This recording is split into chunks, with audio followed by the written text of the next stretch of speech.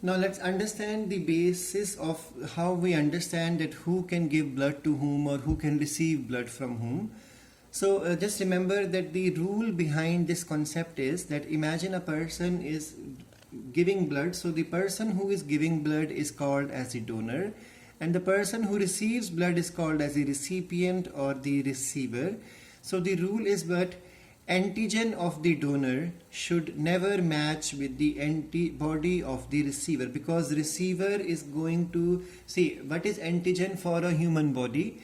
Whatever comes from outside should be considered as something which can start a immune response or a reaction in the body. So those things which start a reaction in the body are called as the antigen.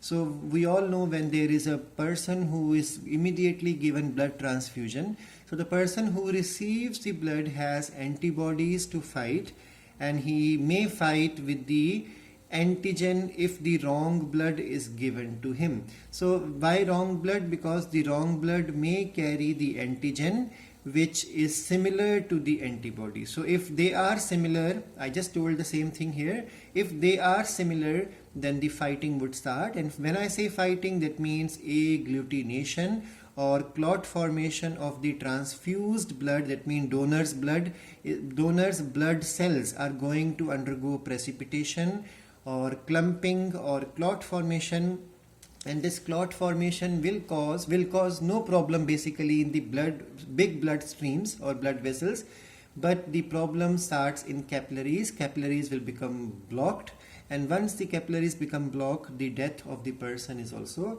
possible. So let's understand. O blood group person is called as universal donor. Now let's understand why.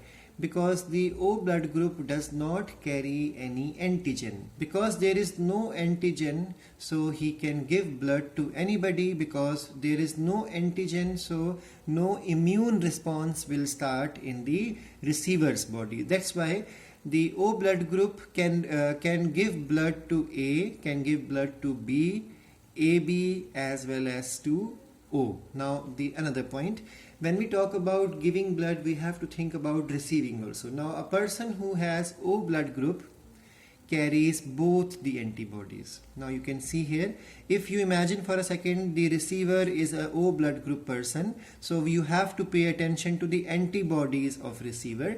Now the receiver has both A and B. So if he takes blood from a person who is carrying A blood group, then there will be a fight, because this is matching, this also will be matching, this also will be matching. That's why a person who is a blood group O blood group, he can give blood to everybody, but he can take blood only from O. He cannot take from AB, he cannot take from A, he cannot take from B, because there will be a match.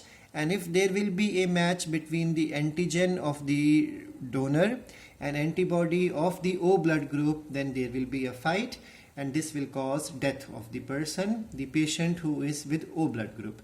Now let's understand the next one, A blood group. Now a person who has A blood group, he can give blood to A as well as to the AB. Now let's understand why. Because a person who has a blood group, so the donor's antigen is capital A, and the receiver's antibody. Now let's understand, if the person who is A blood group, he will carry only the B antibody. Now B antibody does not match with capital A.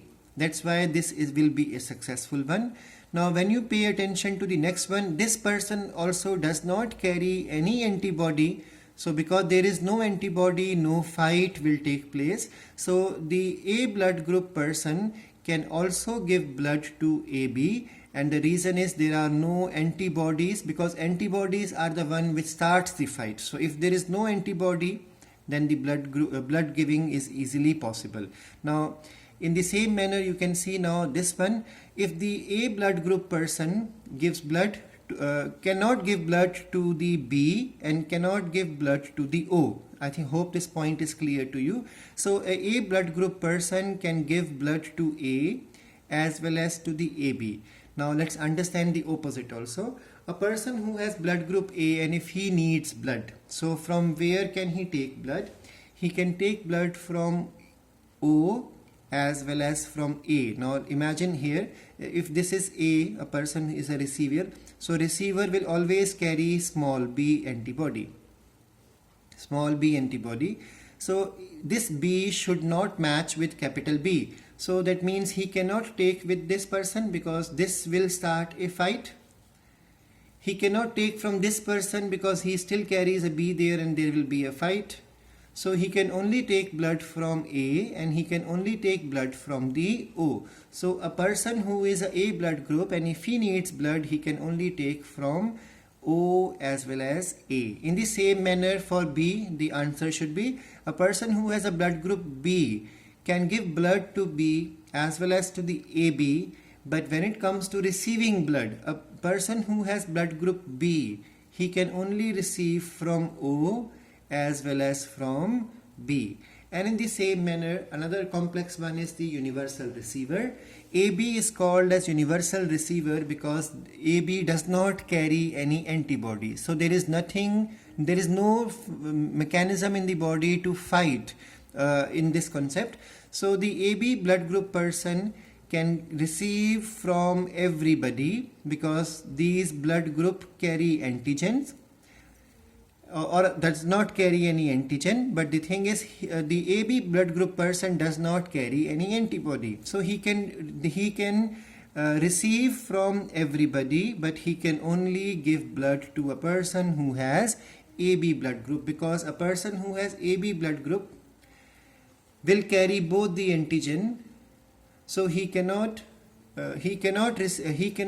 donate blood to a person who is A, B or O, because in these you will have antibodies present to fight. So AB person can only give to AB, but he can receive from O, A, B as well as AB. The only thing to understand is, please remember, you have to remember this point, that donor's antigen should not match with the receiver's antibody.